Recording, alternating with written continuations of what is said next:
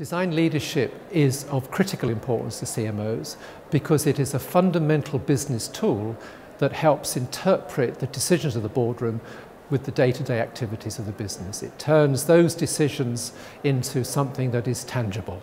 I think people are distracted by digital technology at the moment. I think it's a tool in a toolbox for communications. I think design has a much more strategic role to play in the future of businesses, and it's about using the tools that are available, and digital communications is one tool at the moment, and that will run out, and there will be other tools coming into the toolbox in the near future, like behavioural sciences as an example. Design impacts the customer experience at every point of contact between an organisation and the customer. But let's not forget that the people that come into contact with the business are more than just customers.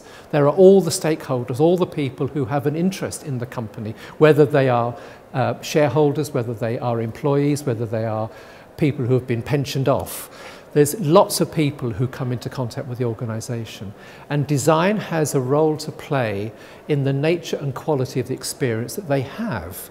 By shaping the point of contact, you shape the reputation that the organisation has through that design input. So you can use design to create the sort of experience that you want those individuals to have. And that's why it is so important in managing reputation.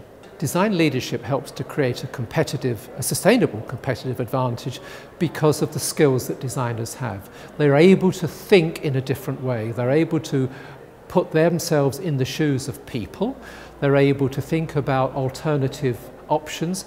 They relate very well to futurist thinking, and by doing that they bring a different skill set into a business that might not otherwise be there.